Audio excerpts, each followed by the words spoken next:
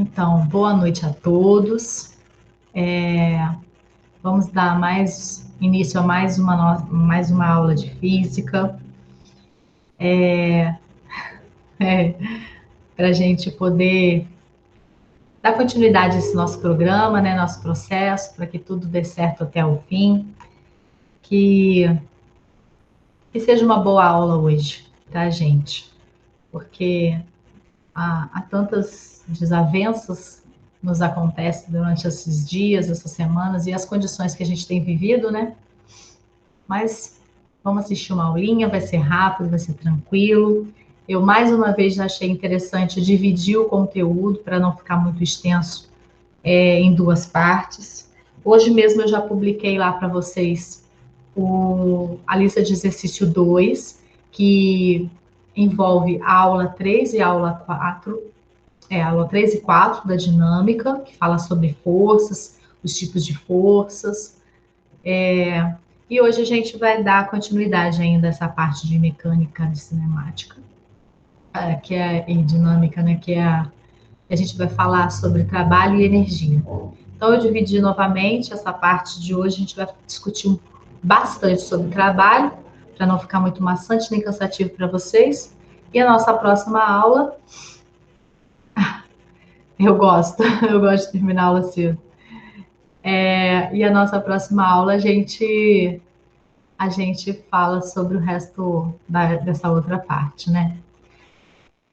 Como eu estava discutindo agora mesmo, esse último horário é bem maçante, né? Principalmente para quem já trabalhou o dia todo, é cansativo, e ficar com uma aula muito extensa de física no último horário, acaba não sendo bom para ninguém, né? Nem para vocês, nem para mim. Mas, como eu disse, se vocês tiverem dúvida, tanto na hora de resolver a lista de exercícios, alguns alunos entraram em contato comigo pelo WhatsApp, eu tirei dúvidas, foi tranquilo, tá certo? Vamos trabalhar então. Deixa eu colocar aqui para compartilhar minha tela.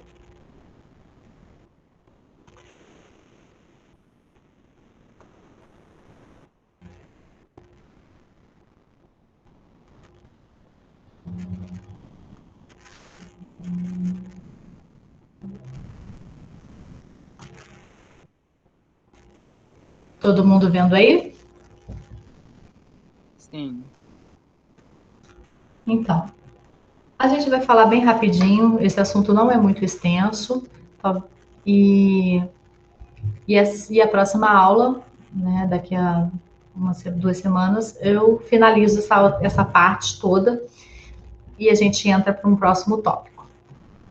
Então, hoje a gente vai discutir sobre esses princípios da conservação do movimento. A gente já falou sobre os tipos, né, o movimento, as causas do movimento, que é a parte da dinâmica, né, as forças, e hoje a gente vai falar sobre os princípios da conservação. A primeira parte dos princípios de conservação a gente vai estar discutindo sobre trabalho, e a segunda parte a gente vai discutir sobre energia. Então, as definições e conceitos que a gente vai estudar hoje. A gente vai falar o que é trabalho, o trabalho de uma força, a gente vai discutir o que é potência e fechar com o que é rendimento. Então, a primeira coisa é o significado, né, da palavra trabalho. Na física, ele tem um significado diferente do que a gente emprega na nossa linguagem normal, comum do dia a dia. Então, por exemplo, quando uma pessoa ela levanta um corpo, um objeto, né, uma caixa, até uma determinada altura, a gente fala que ela está fazendo um trabalho, ela está realizando um trabalho. Mas na física, a palavra trabalho, ela tem um outro denominação. Porque o trabalho, a pessoa, quando ela realiza de suspender e sustentar esse objeto a uma certa altura, ela não está se movendo. Então, a gente diz que na física, o trabalho é considerado nulo. Por mais que ela esteja realizando um trabalho fisicamente, mas na nossa disciplina, na física mesmo, o trabalho ele tem a ver com deslocamento. Então, se você tira um objeto de uma posição e leva o objeto até uma outra posição, então sim, você realizou o trabalho. Se esse objeto fica estado numa altura ou simplesmente parado, não está se movendo, então a gente diz que não houve trabalho, que o trabalho ali é nulo. Então, para isso, a gente vai estudar muito sobre trabalho de uma força, porque na física ela está associada à força e não ao corpo. Então, a gente diz que quando a gente está fazendo o estudo, é trabalho de uma força e nunca trabalho de um corpo. Então, a gente conclui que uma força aplicada no corpo, ele realiza um trabalho só se houver um deslocamento desse corpo. E o trabalho, ele é uma grandeza física, não é uma grandeza vetorial. E ela foi criada para medir energia. Então, a primeira parte que a gente vai ver é o trabalho de uma força constante quando ela é paralela ao deslocamento. Então, como seria isso? Você tem um objeto, um corpo, que ele está numa posição A e ele se desloca até a posição B. Então, quando ele sofre esse deslocamento, a gente diz que ele realizou o trabalho. E como que eu calculo esse trabalho? Como que eu calculo o meu valor desse trabalho? Ele está relacionado com a força que foi aplicada naquele corpo material e o deslocamento que ele percorreu. Então, o trabalho, ele está diretamente ligado à força e deslocamento. E por isso que a sua fórmula é representado por essa letrinha grega aqui, que a gente chama de tal, igual a força vezes D, vezes deslocamento. A unidade de medida de trabalho no sistema internacional, que é o Newton metros, né, seria Newton vezes metros de deslocamento. A gente chama de Joule, e ela é indicada pela letra J, em homenagem ao físico inglês James Joule. Então, trabalho a unidade de medida dele, a gente vai sempre calcular usando a unidade Joule.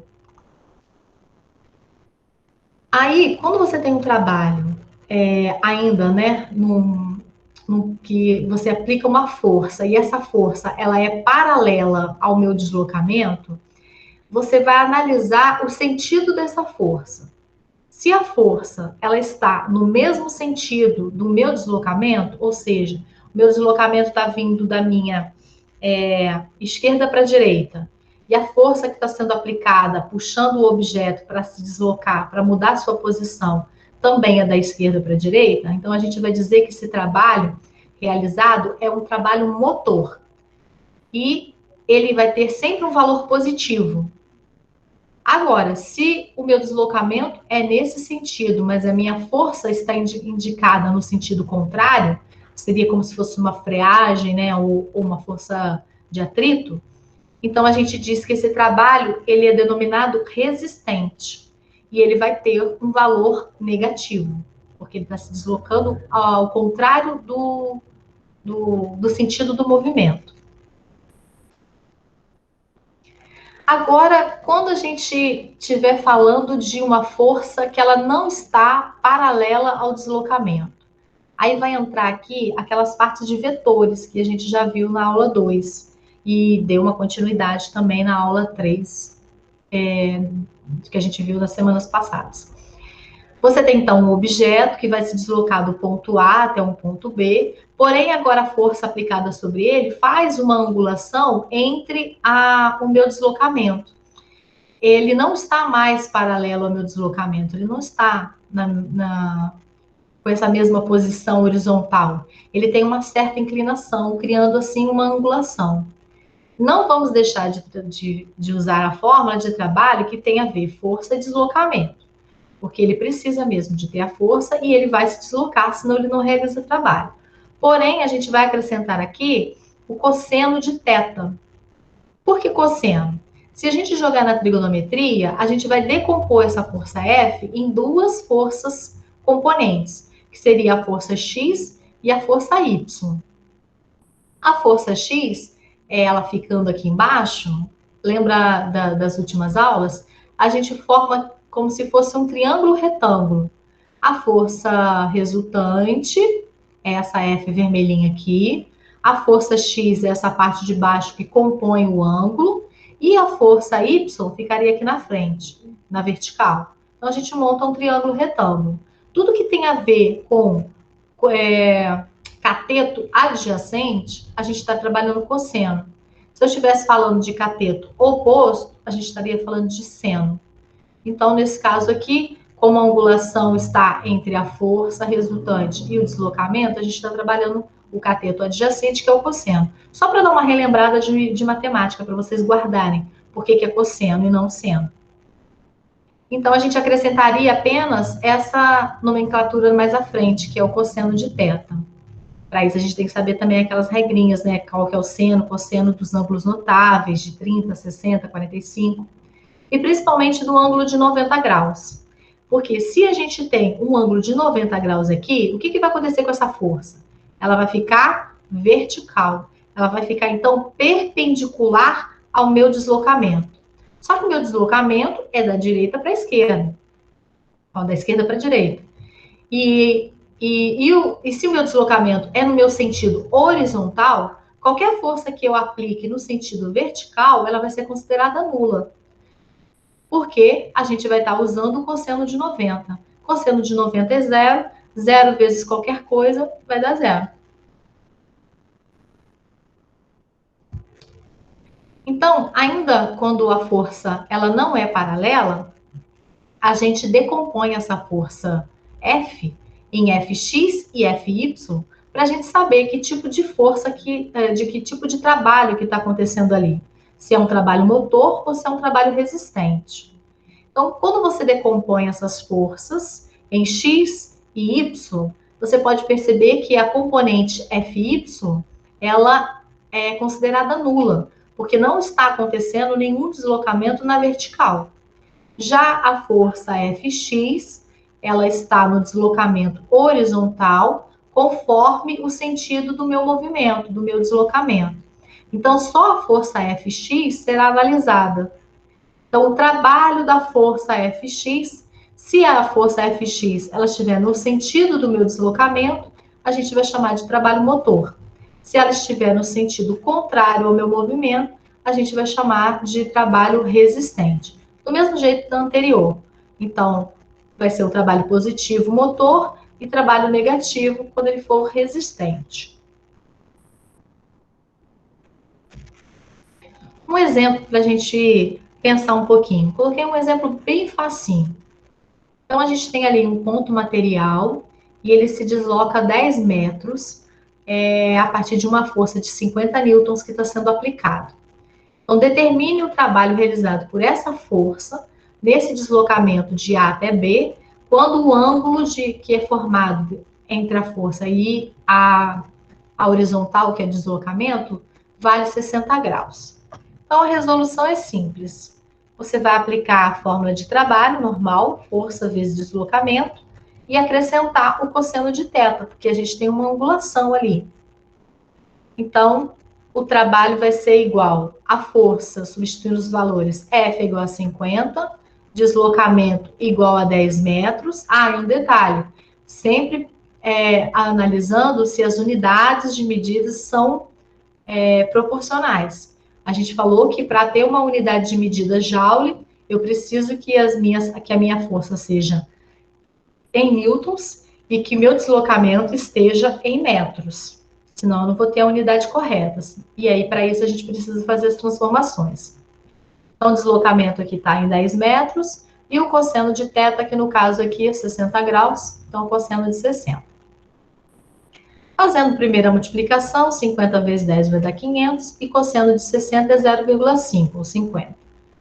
Fazendo essa multiplicação, a gente tem, então, 250 joules, que é o trabalho que está sendo realizado por essa força, cuja angulação vale 60 graus.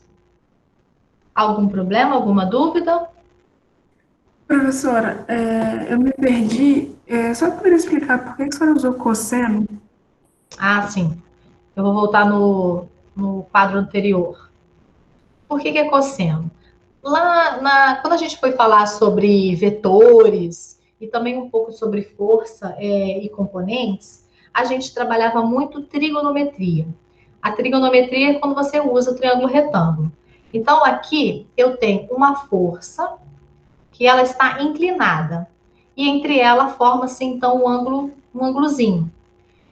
Se eu decompor essa força aqui, deixa eu pegar um outro desenho, talvez fica melhor. Se eu decompor essa força F em Fx e Fy, então é como se eu estivesse falando assim, a soma de Fx, que é meu vetor Fx, com meu vetor Fy, me gera essa resultante, que é a minha F. Só que aqui a gente está fazendo o contrário. A gente tem a F e a gente decompôs ela em Fx e Fy. Quando eu coloco o Fy aqui na frente, eu transporto, né? Eu tiro ele daqui, vertical aqui, meu mouse está balançando demais, e passo ele aqui para frente, eu formo, então, um triângulo retângulo, aonde eu tenho um ângulo, o lado maior a gente chama de hipotenusa, o lado que forma o ângulo a gente chama de cateto adjacente, e esse outro lado a gente chama de cateto oposto. Como eu estou trabalhando com cateto adjacente, lá na regra de trigonometria, que a gente tem seno, cosseno e tangente, quando a gente está trabalhando cosseno, a gente está utilizando o cateto adjacente. E quando a gente estiver falando seno, a gente vai estar utilizando o cateto oposto, que seria esse vertical aqui, o FY, que nem está representado, porque nesse caso aqui o deslocamento vertical nem existe. Então, eu estou criando para vocês uma maneira de vocês guardarem por que eu estou usando cosseno e não seno. Porque esse cara aqui embaixo do meu ângulo seria o meu cateto adjacente. E dentro da fórmula de cosseno, eu tenho o cateto adjacente. Se eu estivesse falando, se esse ângulo estivesse aqui, ele estivesse aqui em cima, essa parte aqui de baixo seria o meu cateto oposto. Então, eu não estaria utilizando o cosseno, estaria utilizando o seno. Essas são as regrinhas de trigonometria de triângulo retângulo. É uma decorebazinha, não é que é a explicação física do negócio, é isso não. É uma maneira que eu achei mais fácil para vocês guardarem por que seno e por que cosseno. Tudo bem? Entendi, professora. Obrigada. E aí, então, fazendo aqui a formulazinha, e a gente achou 250 joules, que é a solução desse probleminha. Agora, tem um segundo exemplo que a gente vai trabalhar gráficos.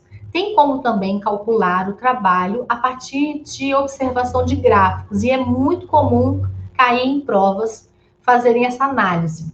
Então, a primeira coisa aqui que a gente tem é, primeiro, ele fala que ele tem um bloco de 10 quilos que se movimenta numa linha reta sobre uma mesa lisa, em posição horizontal, sob a ação de uma força variável.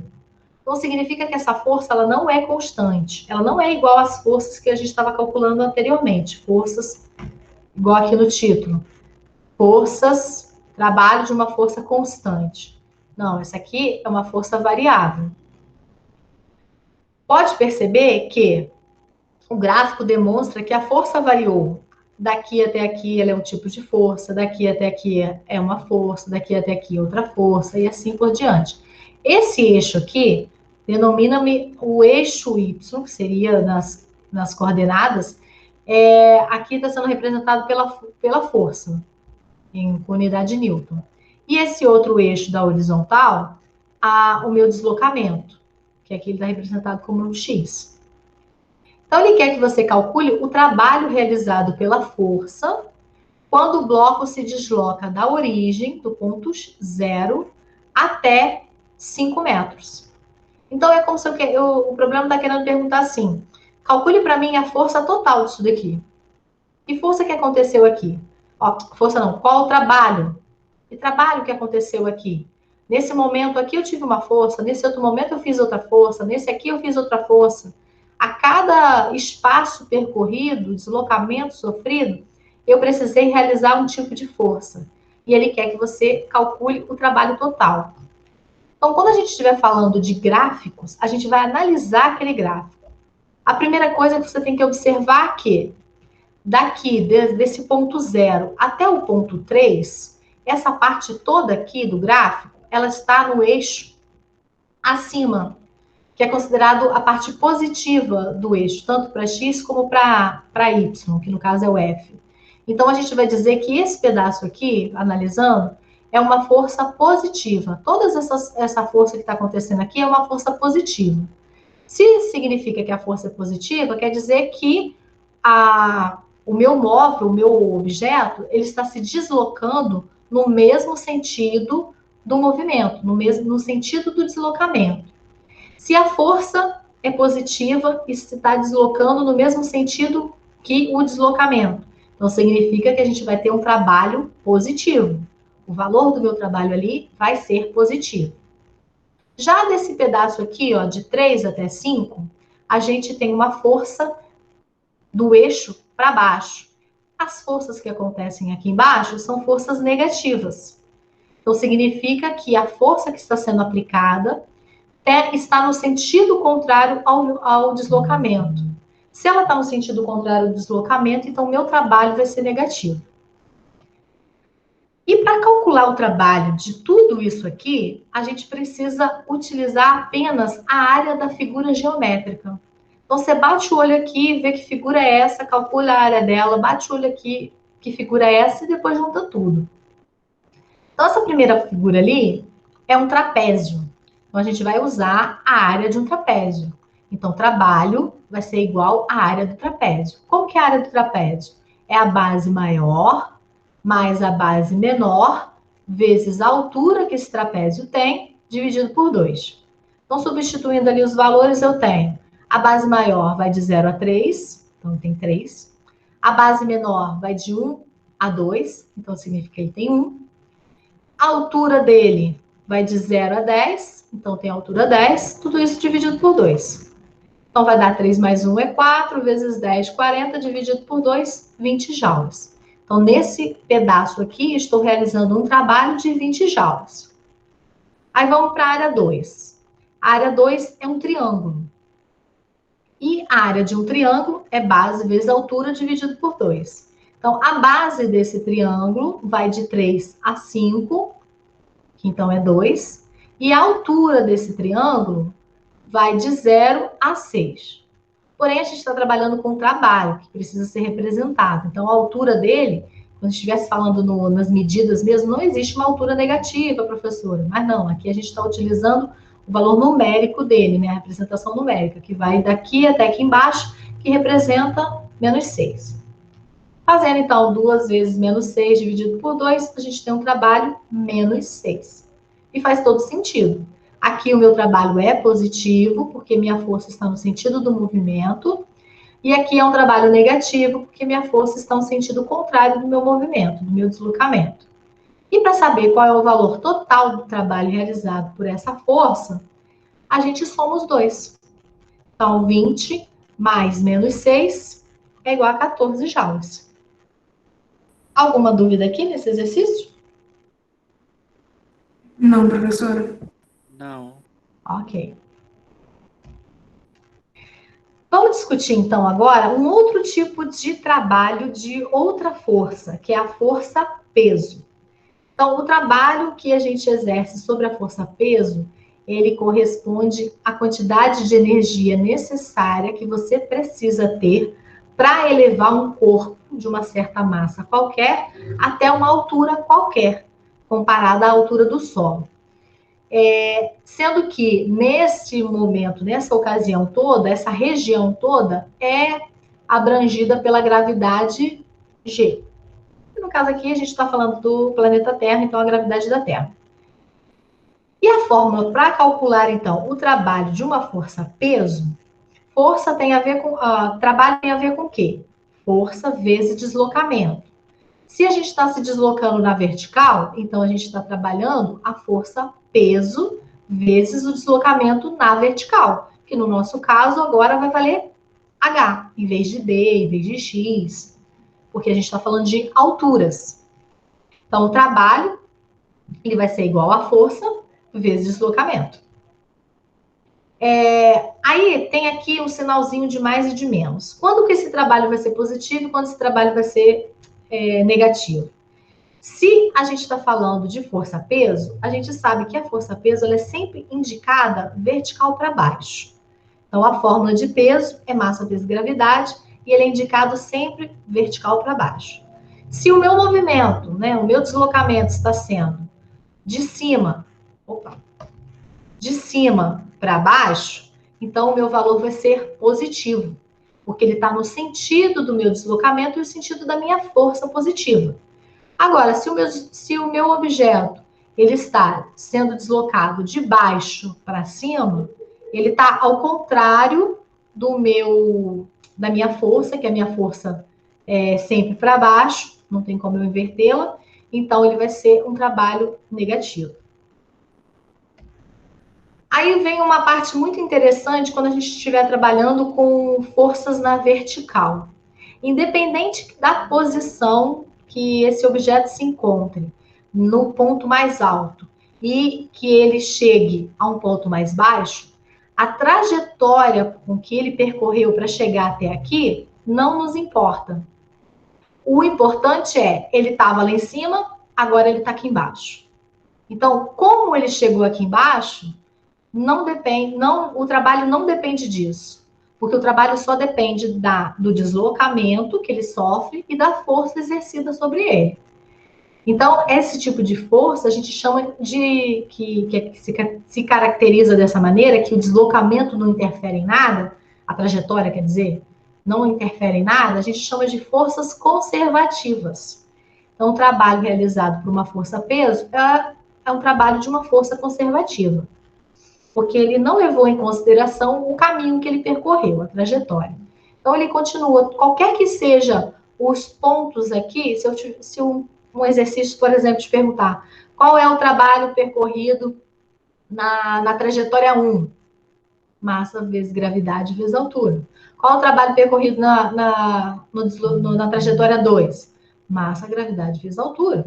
E na trajetória 3? Massa, gravidade vezes altura. Então, sempre vai dar o mesmo valor no relação da força-peso, quando a gente estiver falando da vertical.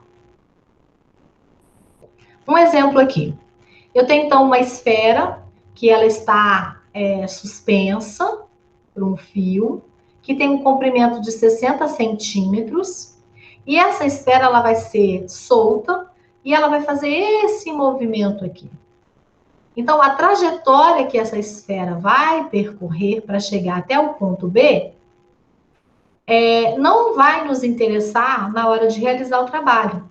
O que vai nos interessar é aonde ela estava, a que altura ela estava e a que altura ela vai chegar. Isso que nos importa. Então, para calcular esse trabalho, a gente vai usar a força peso, mais ou menos, né? Massa vezes gravidade vezes altura, substituindo os valores, a massa, 2 quilogramas, a gravidade, 10, que o exercício deu, 10 metros por segundo ao quadrado. E a altura, como eu falei com vocês, ela tem que estar força e deslocamento, tudo na mesma unidade para gerar a unidade Joule. A altura aqui, ela está em centímetros. Então, eu preciso passar para metros, para que eu tenha uma unidade real no final, né? Real em Joule. Então, pego esse valor em centímetros, divido por 100, vai dar 0,6 metros agora. Multiplicando tudo, a gente tem, então, 12 joules. É o trabalho realizado por essa esfera. E um detalhe, ela é positiva, porque ele estava na parte de cima e ela desceu. Agora ela vai estar na parte de baixo, no caso aqui. E, então, ela se deslocou, a força aplicada sobre ela é a força peso, e ela foi no mesmo sentido que o deslocamento. Se ela tivesse aqui embaixo e fosse aqui em cima, daria o mesmo resultado, porém com sinal negativo. Dúvidas? Não, professor. Não, professor. Ok, passando para o próximo, então. Trabalho de uma força elástica. Na força elástica também a gente pode trabalhar força-peso. Porque se eu estiver trabalhando, por exemplo, uma mola na vertical, o que vai fazer essa mola se deslocar, né, se deformar, que a gente chama de deformação, é o peso, né, ou a força que estiver sendo feita na vertical, que normalmente é um peso, que é um objeto que você coloca aqui. E também temos a força na horizontal, então eu estaria aplicando uma força F. Em qualquer um desses casos, a mola ela vai sofrer uma força elástica, porque ela vai ter uma deformação X. Essa força elástica que a gente viu na última aula, quando a gente estava falando sobre tipos de força, ela é denominada como força elástica é igual a K vezes X. K é uma constante elástica. Ela é considerada a característica do material que é feito aquela mola. E X é a deformação que aquela mola vai sofrer. O quanto ela vai esticar, o quanto ela vai comprimir. E o trabalho, ele vai estar ligado com essa força e de acordo com o deslocamento que ela está sofrendo. Porém, para calcular o trabalho de uma força elástica, não é simplesmente aplicar força vezes deslocamento, igual a gente está fazendo até agora. Força F vezes deslocamento, F vezes D, força peso vezes a altura. Não é simplesmente fazer isso. A maneira mais simples e mais fácil de calcular a força, o trabalho de uma força elástica, é utilizando o gráfico. Porque essa força, ela não é uma força constante. Então, ela não vai conservar o mesmo valor. Porque vai depender daquela mola. E a mola, ela simplesmente não vai esticar e ficar só simplesmente esticadinha. Ela vai esticando até chegar ao seu limite e depois ela vai comprimindo até chegar ao seu limite. E aí a gente cria um gráfico para isso. Então aqui eu tenho representado a minha força elástica com relação a minha deformação daquela mola. Então, se eu estico muito a mola, conforme eu vou esticando a mola, eu vou aumentando a minha força elástica. E aí eu construo esse gráfico como se isso aqui fosse a minha força resultante elástica. Aí a gente entra novamente em trigonometria. Então, eu tenho aqui uma componente da força resultante, aqui a gente tem um cateto, outro cateto, e a gente tirou, então, uma figura geométrica, que nesse caso aqui é um triângulo retângulo. Aqui a gente não vai aplicar seno e cosseno, porque a gente não está trabalhando ângulos. A gente vai só aplicar a área da figura geométrica, que nesse caso aqui é um triângulo, e a área da figura é base vezes altura. Então, a minha base aqui, eu considerei ΔX, ou simplesmente X, e a minha altura, que é a força elástica é K vezes X. Então, K vezes X, que seria esse lado, vezes X, que seria esse outro lado, dividido por 2. Então, na fórmula ficaria trabalho é igual a K vezes X ao quadrado, que X vezes X vai dar X ao quadrado, dividido por 2. Então, a formulazinha da força elástica, do trabalho da força elástica, ela é um pouco diferente. Ela vai acrescentar a força elástica baseado no gráfico, no cálculo desse gráfico que nos representou uma área de um triângulo. E da mesma forma, a gente vai analisar o trabalho da força elástica, se ela vai ser resistente, ela será resistente, negativo, se a deformação X for forçada, ou seja, se uma força externa ela está alongando, né, esticando ou comprimindo a mola, e o trabalho da força externa terá em cada ponto a mesma intensidade, o mesmo trabalho da força elástica, e então ele vai ser considerado positivo. Um exemplo aqui para a gente discutir. Então, considere esse sistema elástico constituído de uma mola, de um pequeno bloco. A constante elástica é 50 newtons por metro. A mola ela está alongada a 10 centímetros. Então, tem que transformar aqui, porque a nossa unidade tem que andar juntinho. Determina o trabalho da força elástica nesse deslocamento. Então, eu vou aplicar a fórmula direto. Constante elástica vezes x ao quadrado dividido por 2. Eu tenho aqui 50, que é a minha constante elástica, vezes o meu deslocamento aqui, que é 10 centímetros, dividido por 100, vai dar 0,10. Ao quadrado, a gente resolve primeiras potências. Então, ficou 0,01 vezes 50 dividido por 2, 0,25 joules de trabalho realizado por essa força elástica. Alguma dúvida aqui? Não. Nossa, vocês estão muito bons hoje. Vocês não têm dúvida nenhuma ou tá todo mundo muito cansado? Vamos acabar cedo, tá vendo? Falando agora, então, de potência. Potência de uma força corresponde à rapidez com que o trabalho é realizado, ou seja, a energia que a gente, com que energia que a gente vai transformar aquele trabalho. Então, aí eu tenho dois exemplos. Eu tenho o motor 1 e o motor 2. No motor 1, eu pego um bloco que tem uma massa M, ele está numa velocidade constante e ele vai subir essa massa M, esse objeto, esse bloco, até uma certa altura H. E ele vai demorar 10 segundos para fazer esse movimento. Já o motor 2, ele também tem uma carga, uma massa M, vai subir também a mesma altura que o primeiro motor, porém ele vai levar só 5 segundos para realizar esse trabalho. Aí o que a gente vai pensar aqui? Bem, o trabalho é o mesmo para os dois, independente do tempo que ele levou para realizá-lo. Porque o trabalho nada mais é, quando a gente está falando vertical, massa vezes gravidade vezes altura. A massa é a mesma, a gravidade é a mesma, a altura é a mesma. Porém, o motor 2, ele tem o dobro de potência que o motor 1, porque ele realizou o trabalho em menos tempo. Então, a potência, a definição de potência, que a gente vai chamar de potência média, e para não confundir com força-peso, eu coloquei como pote de potência, como sendo uma grandeza escalar fornecida pela relação entre o trabalho realizado dividido pelo tempo que ele demorou para realizar aquele trabalho. Então, se eu estou falando de realização na vertical, então eu vou estar fazendo o trabalho da força-peso. Se eu estiver falando da horizontal, então eu vou estar realizando o trabalho da força F ou a força elástica, do que estiver acontecendo ali. Tudo isso dividido pelo tempo. Então, o trabalho tem que estar em joules e o tempo em segundos. Então, quando a gente também tem uma outra fórmula para potência, é quando aquele tempo que ele realizou aquele trabalho é muito pequenininho. Quando ele está, assim, frações de segundos, quando ele está tendendo a zero.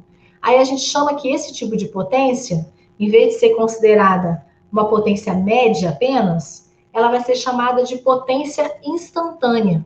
Que é assim, ó, instalou, já fez.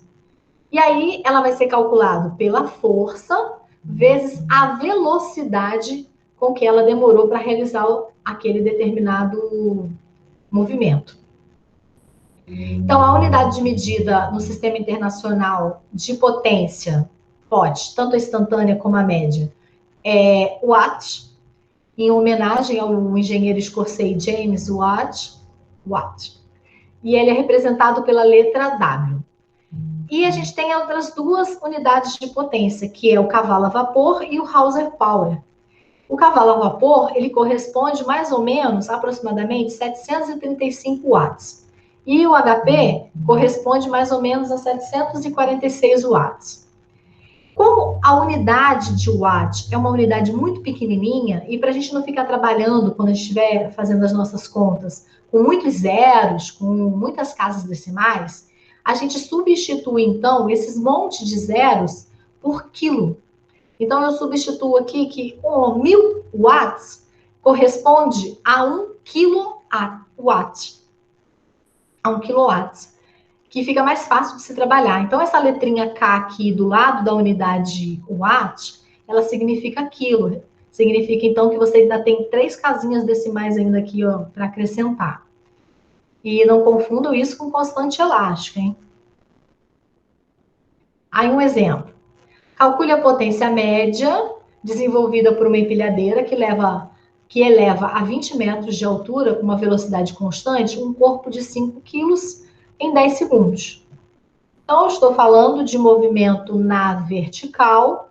Então, eu estou falando de trabalho da força-peso. Então, eu vou calcular primeiro o trabalho, peso, que é massa, gravidade, altura, dividido pelo tempo gasto.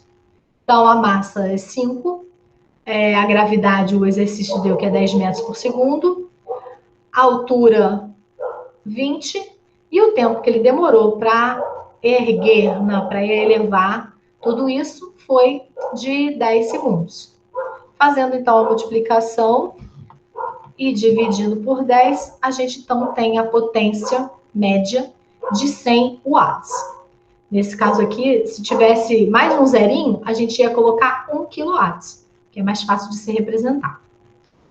Ok? Tudo bem aqui? Sim, professor. Tá, joia. E vamos para o finalzinho da nossa aula de hoje, vamos falar sobre rendimento. Ele é uma importante variável para o estudo de sistemas conservativos, porque ele vai representar as perdas de energia. A gente vai ver muito melhor isso na próxima aula, que a gente vai trabalhar as energias.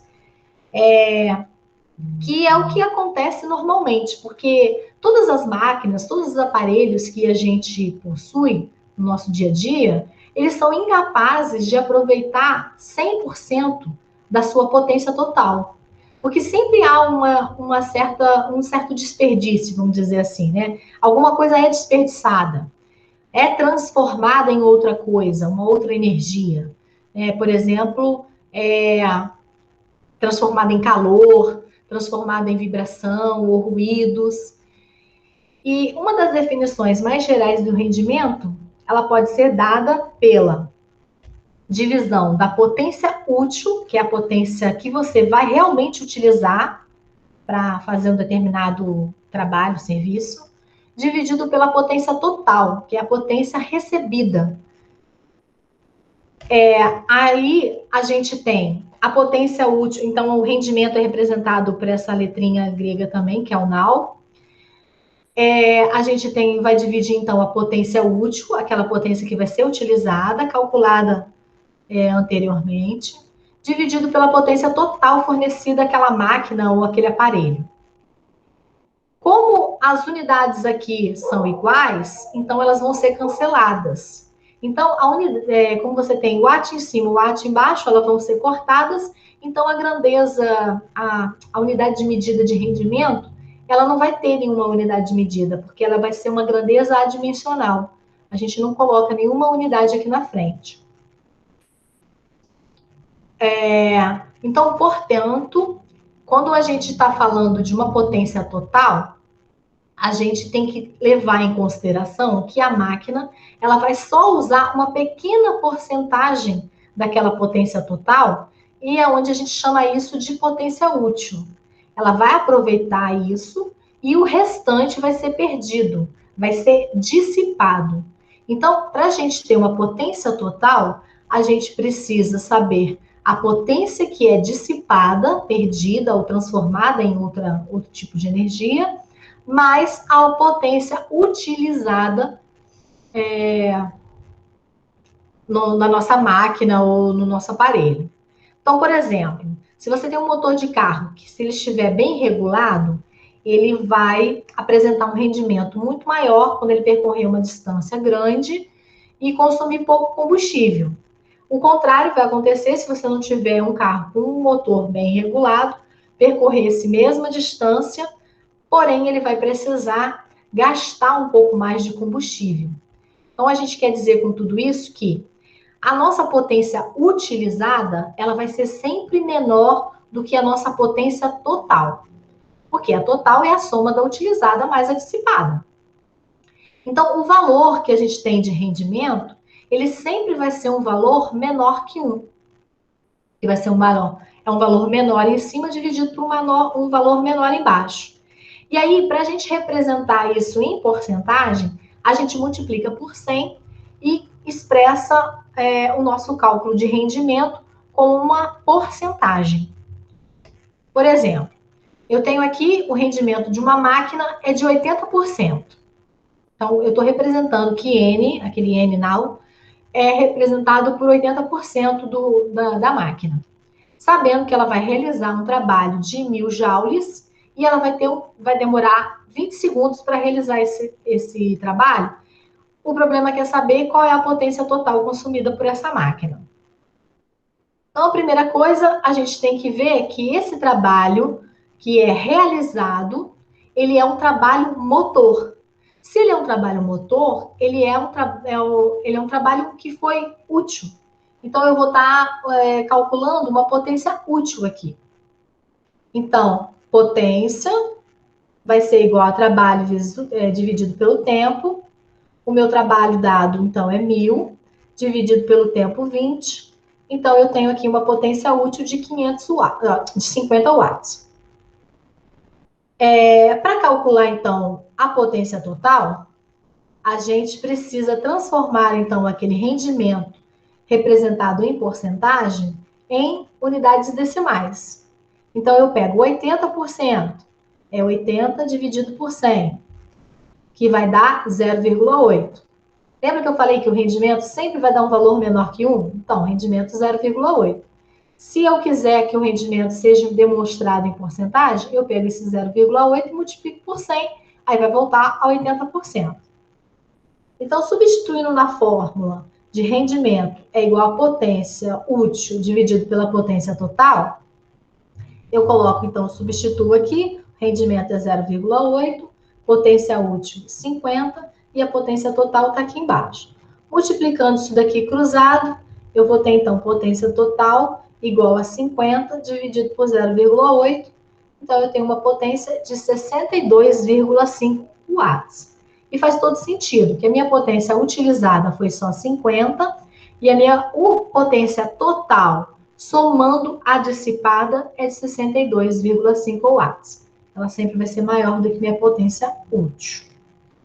Tudo bem aqui? Sim, professor. Tudo sim, professor. E aí a gente chega a essa parte final, que eu sempre gosto de colocar para vocês um resuminho, né? Do que seria o trabalho de uma força. Esse trabalho, então a gente pensa, o trabalho ele corresponde a uma medida que você vai ter para energia transferida quando você faz a aplicação de uma força num determinado deslocamento. Ele é representado pelo produto da intensidade pelo deslocamento e com o cosseno do ângulo em questão. Ele é sempre realizado num deslocamento, então ele está compreendido entre dois pontos, porque se o objeto não sofrer deslocamento, não vai realizar trabalho, o trabalho vai ser considerado nulo. Ele é sempre de uma força aplicada num corpo por algum agente externo, que lhe fornece ou retira uma energia. Ele é o produto, né, que eu já falei ali em cima, de força vezes deslocamento. O trabalho da força resultante, ele vai ser positivo. Se ele é positivo, ele é considerado motor. Se ele é negativo, ele é considerado como se você estivesse freando um objeto ou corpo. E quando ele não tiver movimento nenhum, ele é considerado movimento retilíneo uniforme, como se ele estivesse constante. A potência é a taxa de variação de quantidade de energia, então é o quanto você quanto que você tem de potência para realizar um trabalho.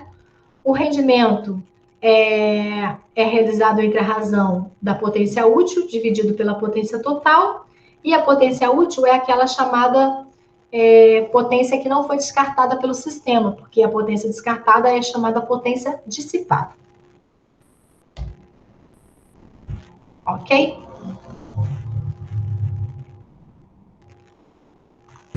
Ok, professor. Vamos parando a apresentação aqui para vocês. Foi tudo bem rapidinho, como eu falei, para a gente não se alongar muito na nossa aula. Foi uma aula bem simples, eu achei mais interessante a gente dividir mesmo essas duas partes. Daqui a 2 semanas a gente continua falando ainda sobre esse sistema conservativo e a gente vai falar de energia. Já deixei para vocês lá no Google Classroom a listinha de exercícios, como eu falei no começo, das 2 últimas aulas, a aula 3 e a aula 4. E quando eu já terminar o assunto da aula 5, aí eu disponibilizo para vocês mais uma outra listinha de exercícios. Ok, gente? Então, por hoje é só isso. Alguma dúvida, alguma coisa queiram esclarecer? Não, professora, tudo bem, a aula foi muito boa. Foi rapidinha, né? Sim.